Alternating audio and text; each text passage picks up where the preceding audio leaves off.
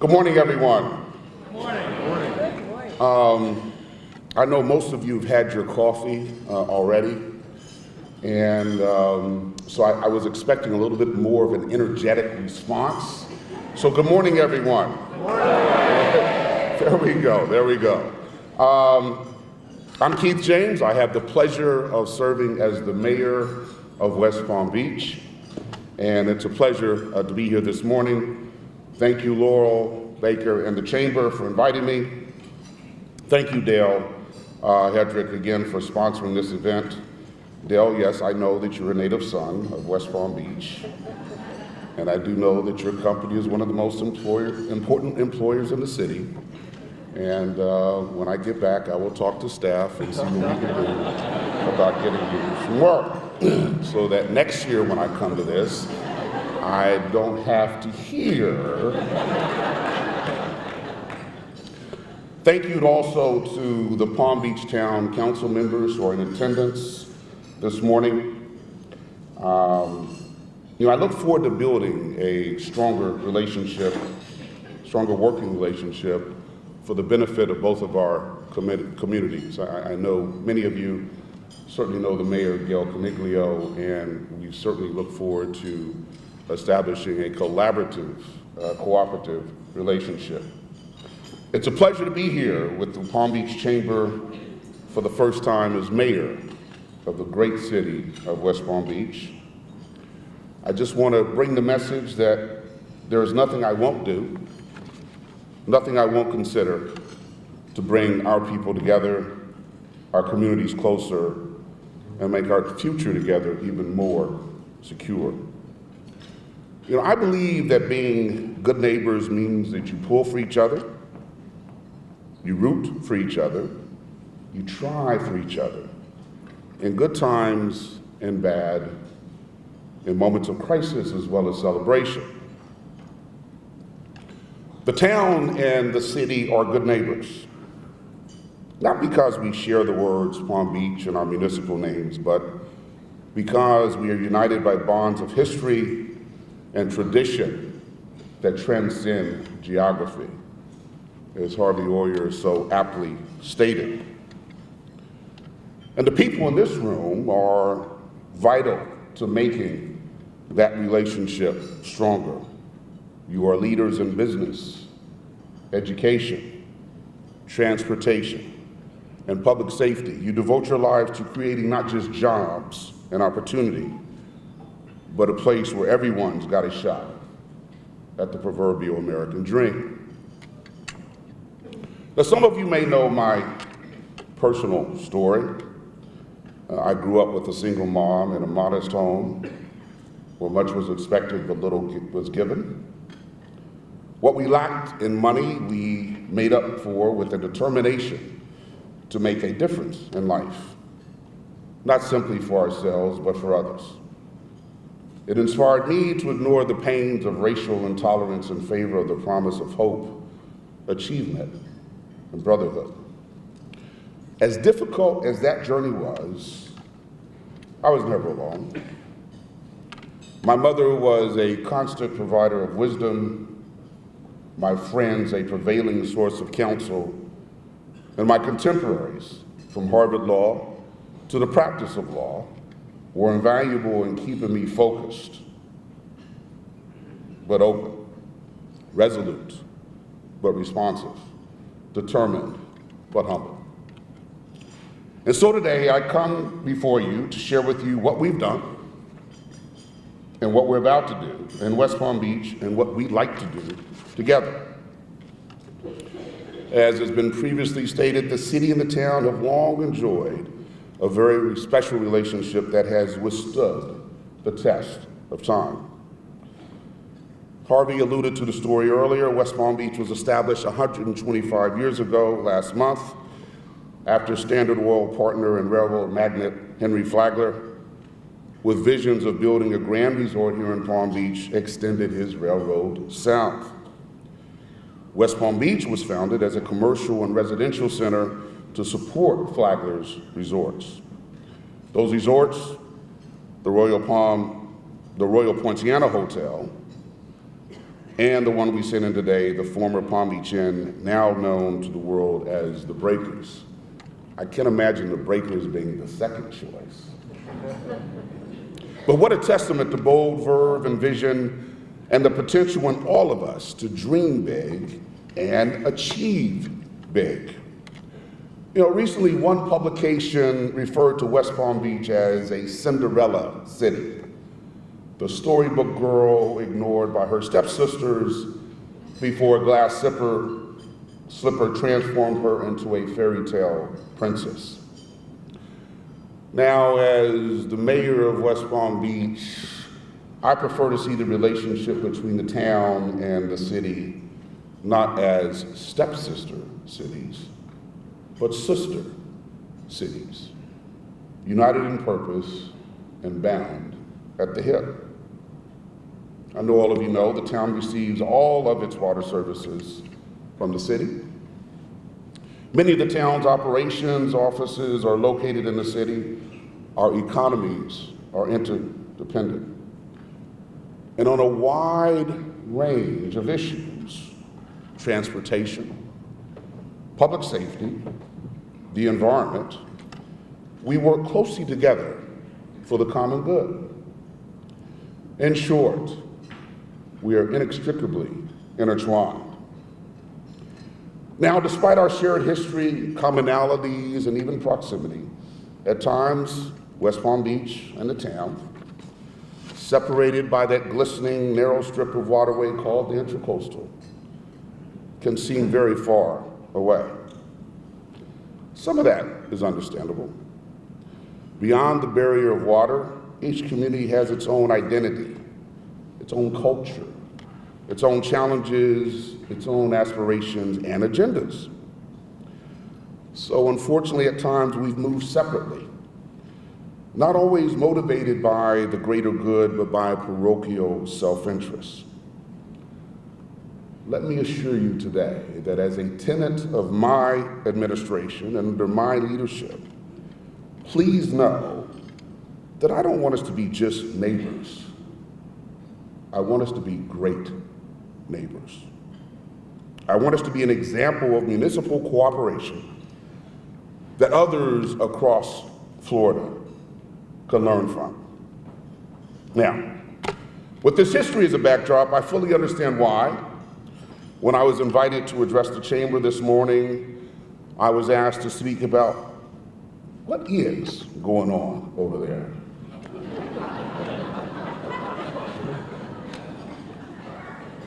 I'm glad you asked. Let me answer it. West Palm Beach is flourishing. Our growth will benefit not just our city and our community, but the entire region for years to come. Our philosophy is simple. We favor progress, the kind that's built with a sense of purpose, planning, and future potential. In short, I want you and the world to know that West Palm Beach is open for business now more than ever before. Today's what the population of West Palm Beach is approaching 115,000 people. We are both the county seat and the regional economic driver. We have $3.6 billion in projects in our pipeline. Hedge funds, private equity firms, and other businesses from the Northeast are relocating to our Flagler financial district. A growing number of millennials are moving here with energy and optimism for the future. As a future convention center city, we are rapidly adapting new and emerging technologies to make West Palm Beach more efficient and dynamic. At the same time, we are determined to retain that small town charm with a vibe of vibrancy in our downtown and a sense of community in our neighborhoods. Now, any urban planner will tell you that maintaining this precious balance is the difference between a city that's growing big versus growing right. I was sworn in as mayor of the city on April 4th of this year. on the heels of a campaign where I made some fundamental pledges to the people I asked to serve. I committed to creating a community of opportunity for all. I strongly believe that no matter who you are, where you come from, and what you do, I want West Palm Beach to be a city where your hopes and dreams can become reality, whether that's the dream of a world-class education or the dream of owning a home, a business, or having a promising job. To that end, I am pushing for prosperity, for job-building businesses, for hope-building schools, for confidence-building programs that lift up everyone. As much as I campaigned hard to make public safety a priority number one, I said, I also insisted we would no longer turn a blind eye to homelessness on our streets.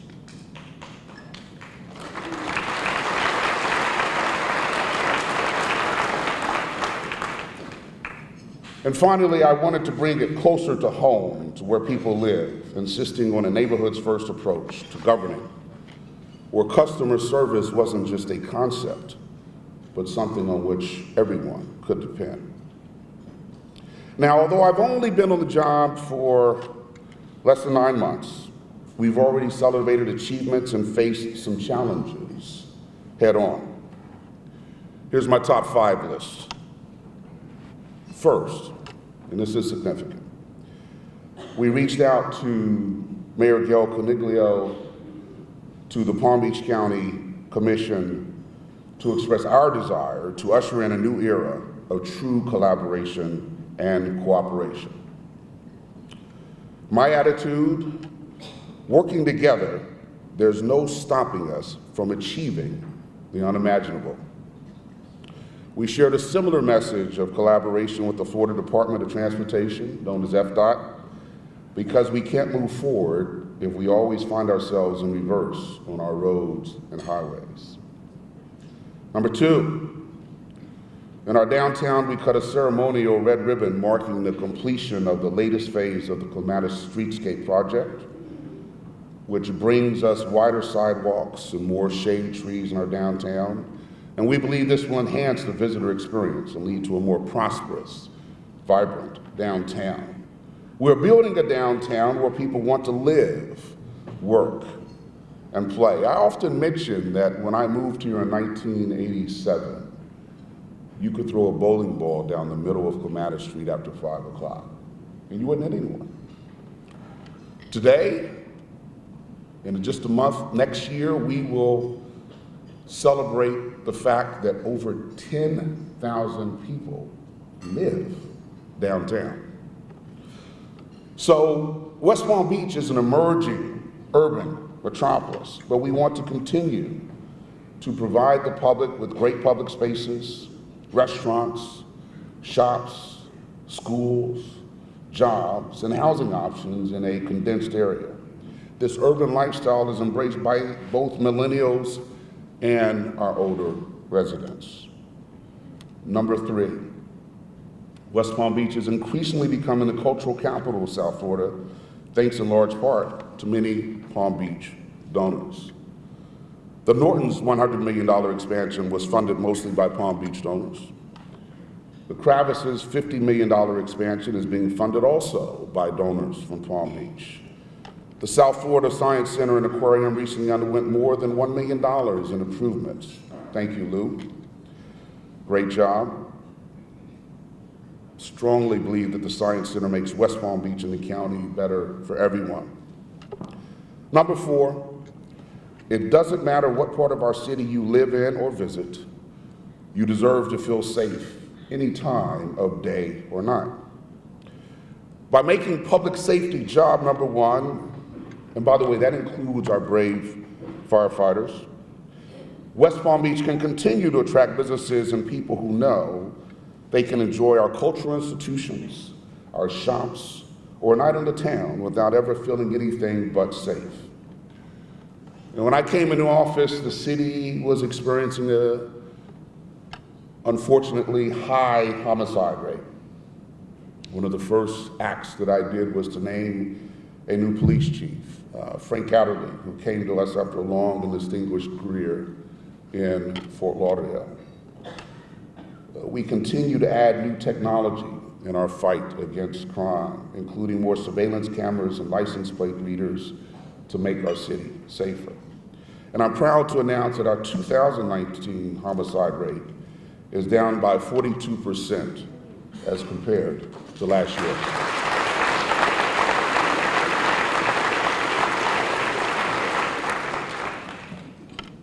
Now, one death is too many, so there continues to be work. Now, if you visited our beautiful downtown recently, you may have noticed a reduction in aggressive on-street panhandling. That's not happened by accident. While homelessness is down by 25% over last year, we're not naive. We know we have more work to do on that front. We continue to work with our partners to address the root causes of homelessness, from mental illness and drug addiction. And sometimes people are homeless just because they are down on their luck. Mental health is one of the biggest challenges every major American city faces today, and I want West Palm Beach to be remembered as a city where we are confronting that challenge head on. We are bringing more mental health professionals to partner with the Lord's Place to provide on-street and on-site care. We have also hired a dedicated homeless services coordinator starting December 16th, and we are also working to create more affordable housing. And let me be clear, when it comes to crime and homelessness, I know that we cannot arrest or incarcerate our way out of our problems. We have to grow our way out of those situations and provide opportunities for those who really need them. We have to be a part of the solution of a more economically vibrant city for all. In my book, a safe city is a healthy city prepared to embrace the future. And number 5, we've commissioned a cutting-edge $24 million addition to our water purification system, built around the proven established technology of ultraviolet disinfection to ensure clean, safe drinking water for West Palm Beach and for the town of Palm Beach. We are also working in tandem with the county to improve the water quality of the Lake Worth Lagoon through the planting of mangroves and creation of artificial islands. Regionally, we have been meeting with our partners to prevent the release of harmful algae blooms into our water system. Florida's water is precious, and we need to treat it this way.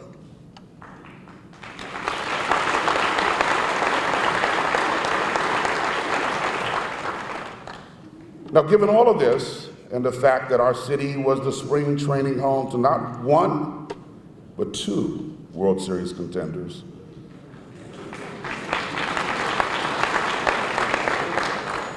West Palm Beach has much to celebrate and so much to appreciate. But today, I want to talk about 3 things that impact everything we are and we want to be. 3 things of mutual and abiding interest to West Palm Beach and the town of Palm Beach. The big 3, the economy, transportation, and smart growth. Economic opportunity starts with a pro-business environment that's also pro-people. To that end, my predecessor, Jerry Moyle, created the Flagler Financial District downtown to attract businesses and corporations from the Northeast who are suffering from increasingly high taxes. We continue to aggressively market to them and offer significant relocation incentives. There are now more than 200 financial services firms located in the Flagler Financial District. By the way, if you know of a company that wants to relocate here, please let me know. With that said, though, every economic indicator today reinforces the fact that people are very bullish on West Palm Beach. In our downtown, we have areas that have not seen a lot of activity in the past, now generating a ton of interest. The north end of our city, the Rosemary Corridor, the Jefferson Terminal District, and the South Dixie Highway Corridor are all areas seeing a resurgence due to favorable market conditions and the city's willingness to partner with the private sector to encourage good, sound, well-planned projects. Last year's record high of $12.2 million in building permits and $3.6 billion in projects in the pipeline speaks volumes about the reality of this economic transformation.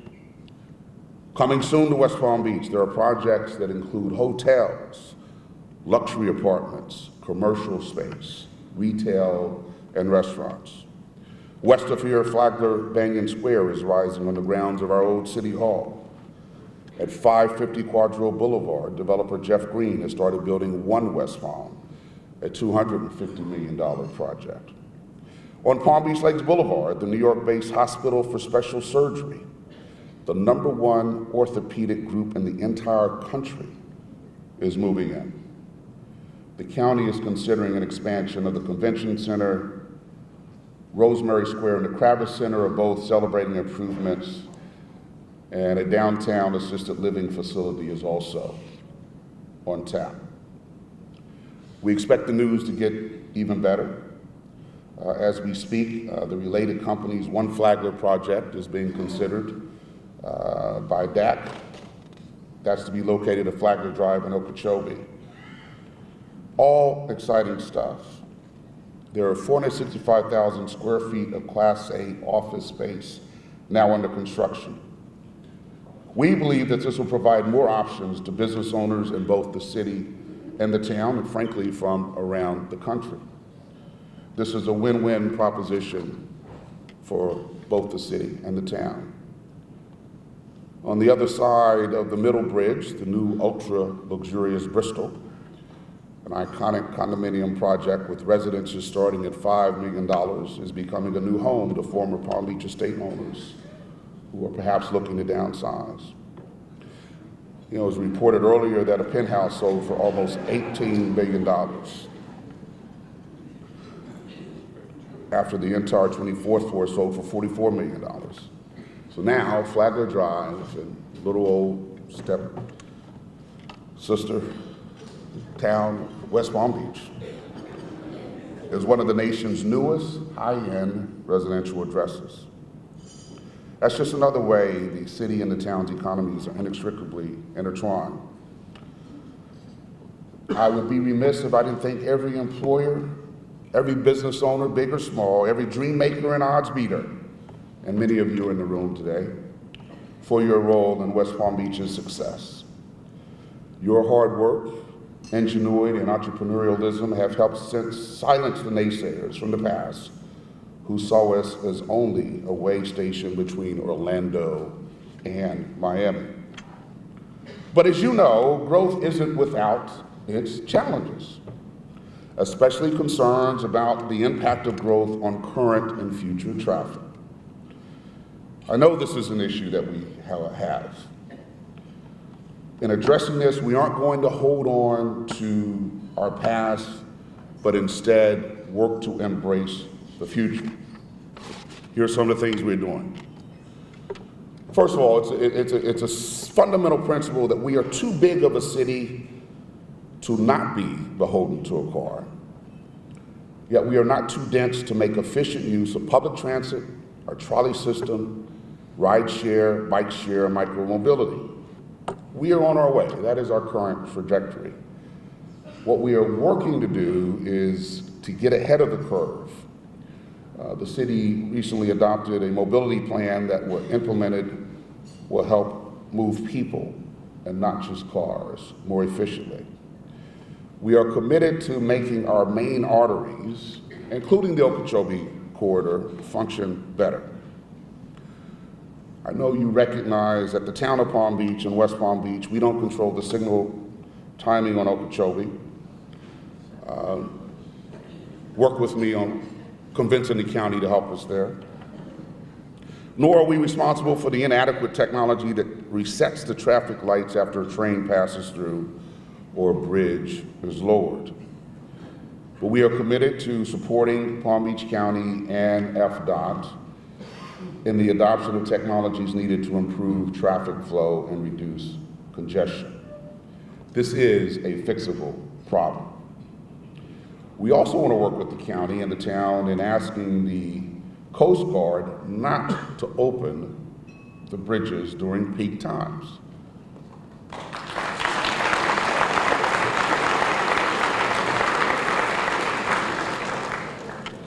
It's ridiculous to me to think that one person in a boat or a yacht can disrupt traffic for the entire town and the city.